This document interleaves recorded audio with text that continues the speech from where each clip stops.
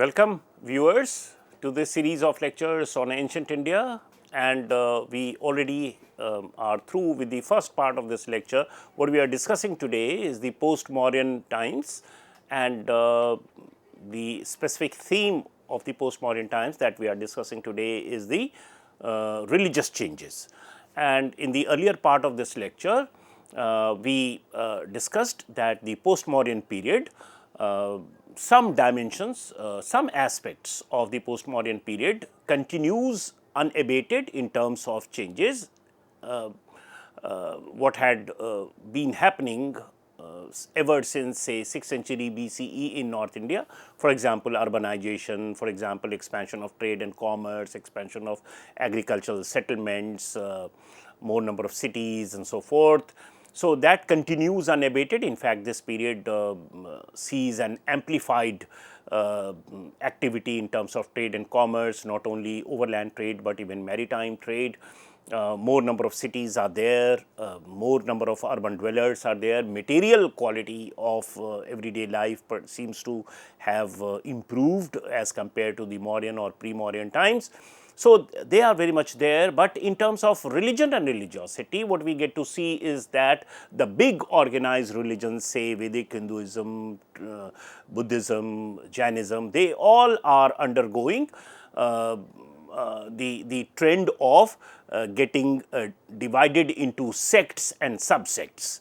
So, in the first part of the lecture, we discussed about Buddhism, where we discussed Heenyan, Mahayana, Mahasanghikas, Chaityaks and so forth, how the idea of Chaityaks, the assumptions and belief system of Chaityaks fed into Mahasangika, and Mahasangika is the premise of Mahayana, and how new belief systems, say giving donations to Chaityas, constructing Chaityas, adding to the beautification of these structures.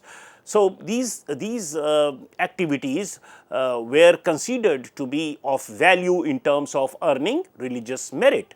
This allowed new social groups, new prosperous social groups, merchant groups, trading groups, artisanal groups to get associated with Buddhism through these smaller sects, and despite not being a part of the monastic life and very rigorous discipline as was commanded by the traditional Buddhism, say Heenyan and so forth, despite not adhering to those strict tenets, they could still consider themselves religious and earn religious merit, because new provisions had been introduced into Mahayana sect, and that is why you find that in the transformed times, Buddhism or some sects of Buddhism are not appearing to people as orthodox, because it is in tune with the changed times. So, Mahayana Buddhism, for instance, was popular not only in India, but also Central Asia. It went on to Tibet, China and even Japan. It is this variant of Buddhism that travelled to far off areas, whereas Heenyan, which represented the rather traditional face of Buddhism, it did not incorporate quite a few new elements, say deification of Buddha or the concept of Bodhisattva and so forth. Heenyan continued to be popular, say in Sri Lanka, Burma, Southeast Asia and so forth. So, it is this face of Buddhism that we get to see in Sri Lanka, Burma and Southeast Asia. In India,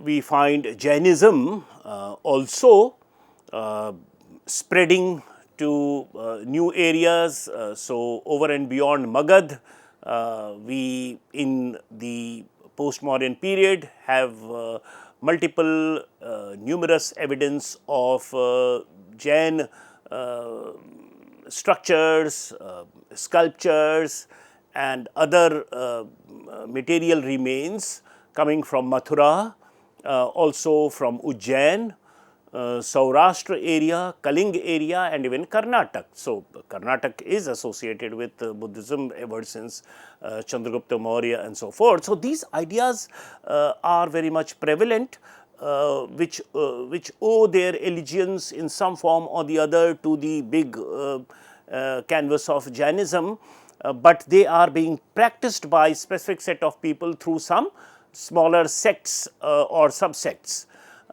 And therefore, this constitutes a trend. What we saw for Buddhism is visible even in Jainism. So, all of us know about Shwetambar, Digambar and so forth, and they are all variants of Jainism. Similarly, Buddhism, Jainism, this trend or the impact of this trend is also visible in the altered fabric of Vedic religion also. Religion and religiosity, the Vedic religion and religiosity also undergoes similar kind of division into sects and subsects. So, all of us know that the Vedic form of worship, the prime Vedic form of worship is carrying out sacrifices. Subsequently, in the Upanishadic period around say 6th century BC onwards, acquiring knowledge became the chief mode of worshipping. So, people would set out in search of knowledge, and that also was a trend because Buddha also went out in search of knowledge. So did Mahavir Jain, etc. And they are of course not part of Vedic Hinduism. They get clubbed in heterodox religions, certainly not orthodox. So, these trends impact not only one particular religion, but all religions, and that is why they become quintessential of a particular historical timeline that we are talking. For instance, the post-modern times that we are talking of. So, division of big religions into sects and subsects is a characteristic feature of this period, and this is something that can be seen not only in Buddhism and Jainism, but also in Vedic Hinduism. So, from sacrifices constituting the chief mode of worshipping during the Vedic period, now in the post-modern period, the emphasis had shifted to monotheistic thinking. So, the polytheistic beliefs are now getting coalesced into the idea of the Trinity of gods. So, this idea of Trinity of gods in Vedic Hinduism, Brahma, Vishnu, Mahesh, standing for creation, preservation and destruction respectively, that idea gains enough traction during this period. So, this aspect of Vedic Hinduism, it is this phase of Vedic Hinduism, it is this belief system, it is the Trinity of gods through which Vedic Hinduism is playing out in the post-Mauryan period. So, there is development and growth of the Vaishnav and Shaiv cults in this period, and this shows the process of incorporation of various folk and tribal elements into the Puranic folds. Please remember that Purana as a specific genre of religious literature also started being written now, say from the turn of the Common Era. Puranic literature started being created, and in the Puranic phase of Hinduism, there is more or there is accentuation on gods and goddesses, and in fact, in present day Hinduism, the contemporary time, most of the gods and goddesses who we worship are not Vedic gods and goddesses, they are Puranic gods and goddesses. So, the umbilical cord with the Vedic gods and goddesses are very much there.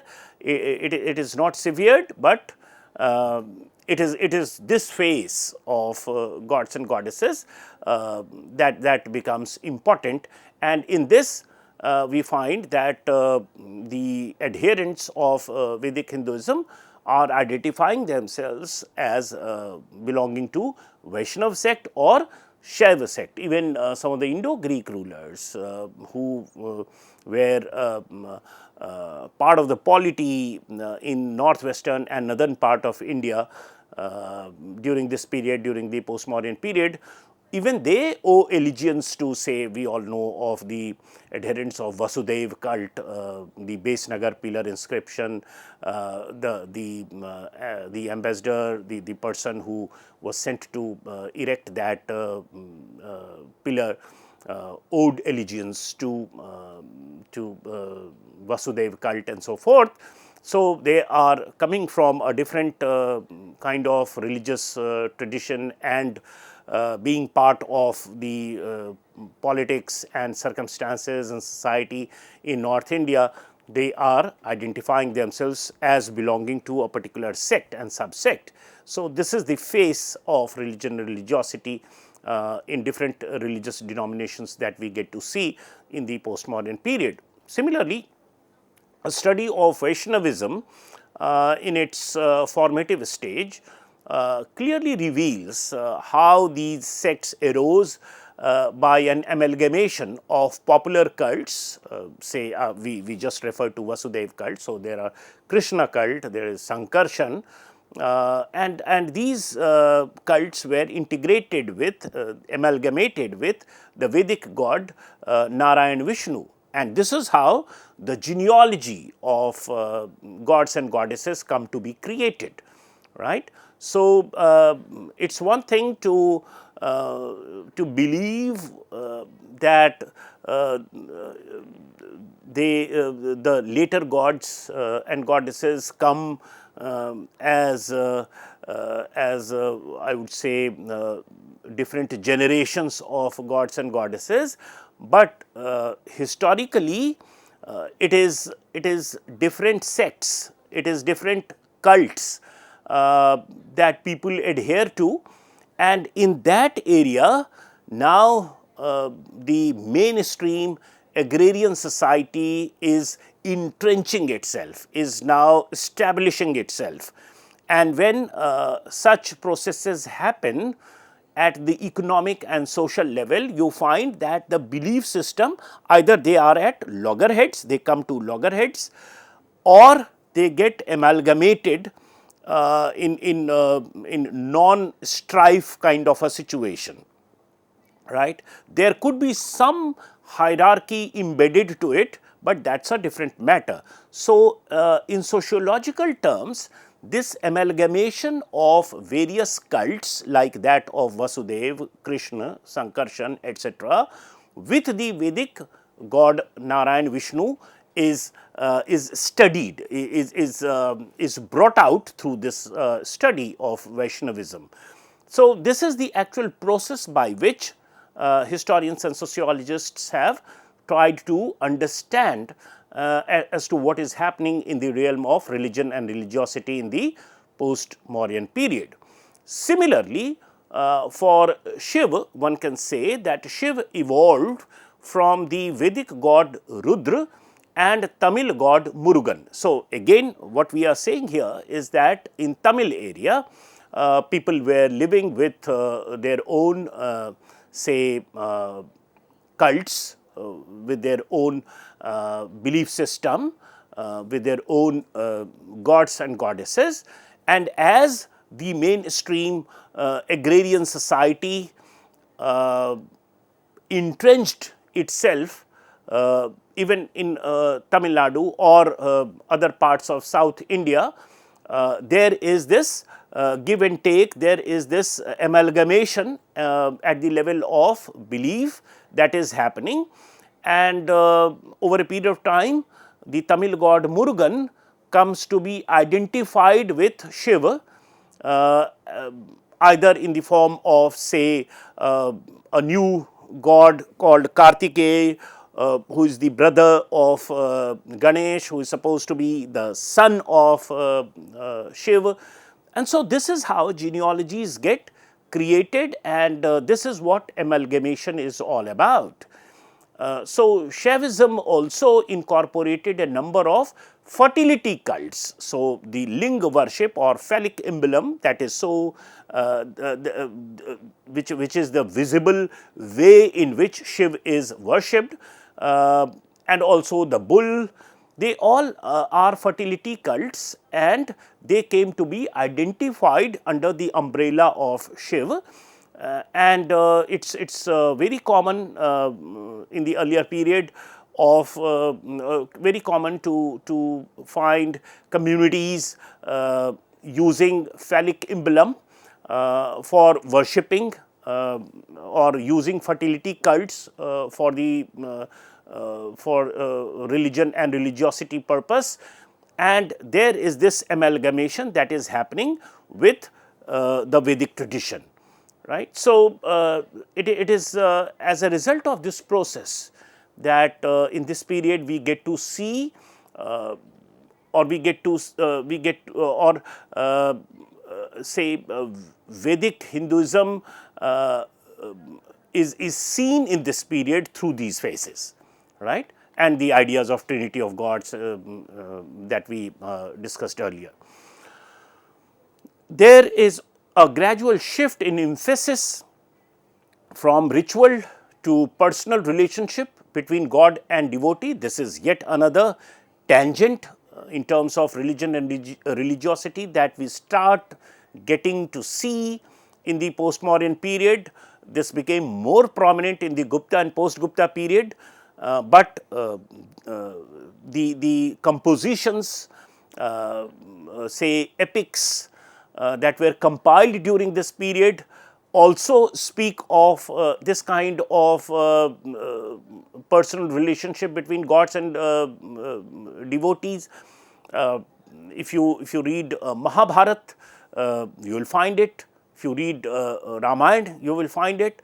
So, this element of bhakti, the personal allegiance to a particular god, and intermediaries are not required, the usual paraphernalia, the grammar with which big religions come across to us, it is shorn of that, and the relationship is celebrated and experienced at a very personal level, almost like that of two persons in love of each other, right. So, that level of bhakti, level of personal allegiance is what we are talking about, and this bhakti became a dynamic force of later Hinduism. As I just said, that in the Gupta and post Gupta period it acquires a different kind of overtone, and it is the Puranic phase of Hinduism that we get to see in the Gupta and post Gupta period, but or there already is some kind of an inkling of the personal relationship between gods and devotees coming across in the post Mauryan period. This is not to deny that sacrifices which earlier used to characterize the way in which religion and religiosity was carried out in Vedic Hinduism, that continued as well. It continues to even the present times, but certainly other tangents, other ways of worshipping acquired more prominence. The Bhagavad Gita of this period incorporates the emerging philosophy of bhakti or karma, which is very personal. So, it is like something which existed as a dialogue between the devotee and the god, and in the name of that allegiance, the devotee is doing quite a few things, and it is unmediated kind of relationship between the two that we are talking of. These changing beliefs are reflected not only in religion and religiosity, but also in the art and architecture of the period as well.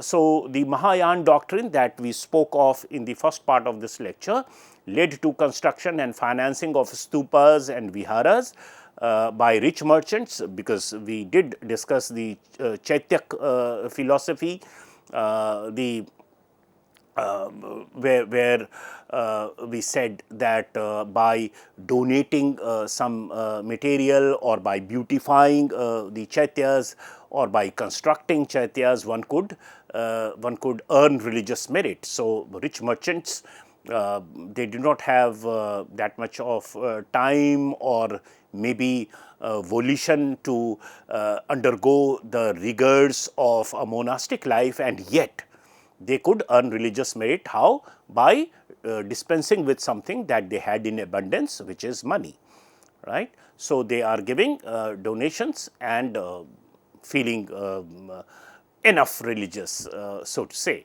So, there is proliferation of Buddhist monuments, which is again a characteristic period, characteristic feature of this period, post-modern period, and the processes that underlined at the philosophical, at the religious level is something that we have discussed. Even votive donations by common traders and artisans of modest means are to be found now. So, quite a few stupas and chaityas have donations from common people. They are not very rich, they do not seem to be very rich merchants, and they are say masons, they are artisans, they are say woodworkers of modest means, and yes, and their donations are also very modest, yet they are recorded and they feel that they have earned religious merit by doing so, and the new sects and subsects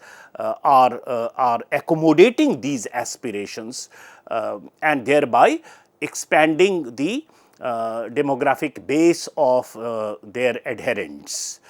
So, in architectural terms, we find Buddhism being celebrated through stupas, through chaitya constructions. So, there is a hemispherical dome and there is a surrounding railing. So, there are other parts, the Buddhist relics or Buddha's relics are kept or believed to be kept in these stupas, and they had acquired a particular form. Common people, rich people, they did not need to undergo the hard monastic life to be religious. They could just donate and earn religious merit. So, these are the new facilities that have come across to them. Sanchi Stupa, which was originally built during the Mauryan period, was also expanded during this period of time, and this expansion, behind this expansion, the religious doctrines, the belief system that underpinned these expansions is something that we have already discussed in the earlier part of the lecture. So, there is this kind of a development which is characterizing religious scenario of this period. Mathura and Gandhar art is also flourishing during the period, and they have wonderful specimen not only of Buddha or Buddhist deities or Jain deities, but also of Vedic Hinduism and Puranic gods and goddesses. So, Mathura was the seat of the Kushan power, and the place has revealed carving of images of Tirthankaras, Buddha, Vishnu, Balaram, Shiv, Durga, Kuber, and that tells you about the range of deities and anthropomorphic form in which they are being worshipped now. So, we have remains of 6 large stupas, 2 Jain, 4 Buddhist, and early Hindu temples. From here, Mathura had emerged as the meeting point of several traditions. Therefore, the Mathura art reflects a free use of Hellenistic motifs, themes, which are listed on the slide. So, also we have the fusion of old Indian folk cults such as the worship of Yakshas, Naga, with the new forms of worship introduced by the Buddhists, the Jains and the Hindus, and it appears perhaps that Yaksha, the Yaksha and Yakshini figurines is something which is so iconic of Indian history. So, Yaksh figure perhaps formed the model for the sculpturing of the first image of the Buddha. So, this is how cultic beliefs and communities are coalescing, are amalgamating and giving rise to new trends in religion and religiosity of this period, which is visible across religious denominations, say Buddhism, Jainism, Vedic Hinduism and so forth. Thank you.